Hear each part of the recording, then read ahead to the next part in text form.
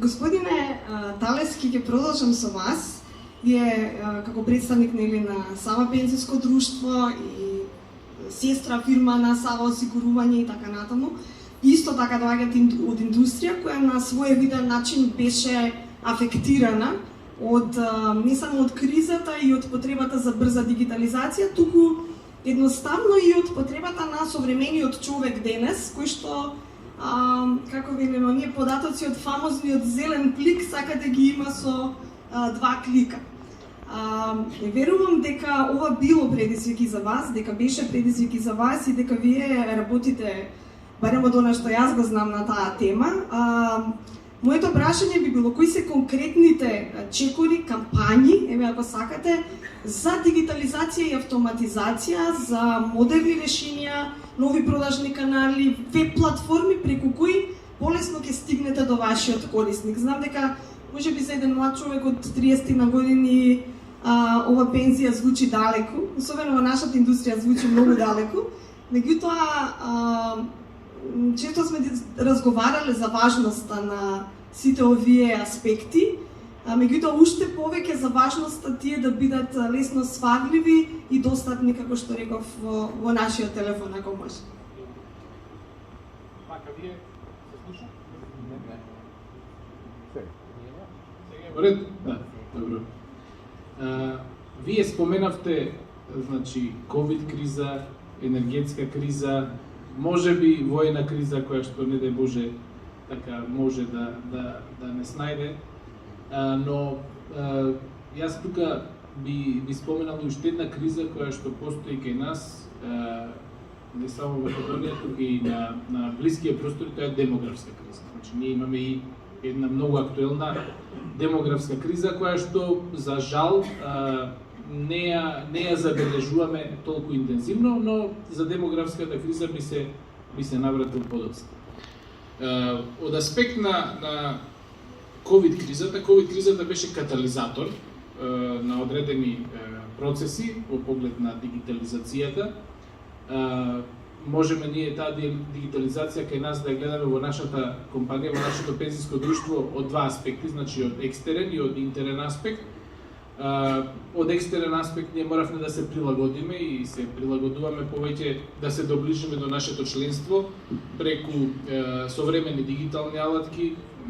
Имаме единствени сме на пазарот кој имаме мобилна апликација која што апсолутно може да ја следат нашите корисници. Гледаме што повеќе на дигитален принцип да ги информираме нашите членови во врска со пензиското осигурување, во она што значи така индивидуална сметка, каде што секој треба да знае отприлика колку и како има акумулирани средства, и гледаме што помасовно таа дигитализација да ја употребиме во поглед на информирање на членството. Затоа што тоа е нешто што можеш да го користиш секојдневно како алатка. Поштата не е нешто што можеш да го користиш секојдневно, тоа е нешто што е повремено.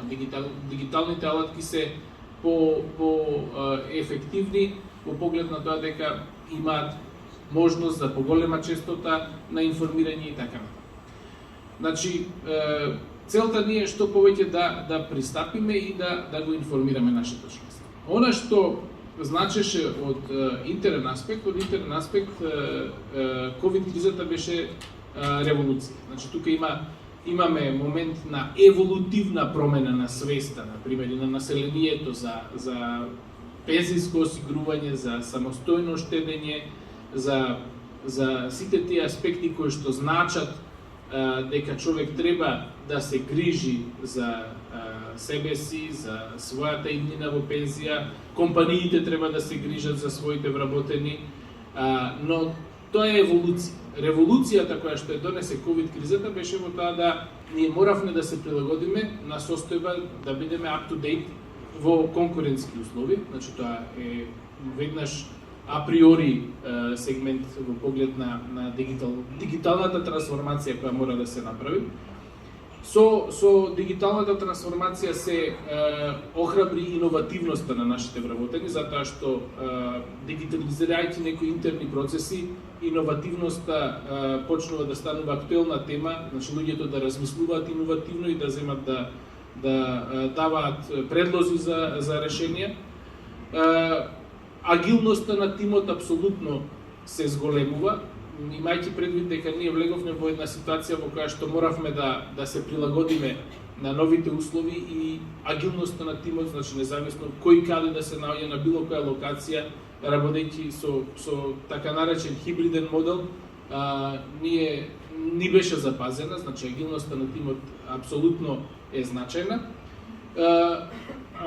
Искуството на клиентите со нас мораше да биде запазено на поинаков начин, значи клиентите да бидат ставени во фокус, но не на продажно место, туку да бидат ставени во фокус по некој ропо процес, што би значило research, онлайн, purchase, офлайн, ако било која услуга им беше потребна, значи да се насочат онлайн, да ги добијат сите информации, а доколку е потребно само во одредени ситуации би било тоа спроведено како офлайн процес.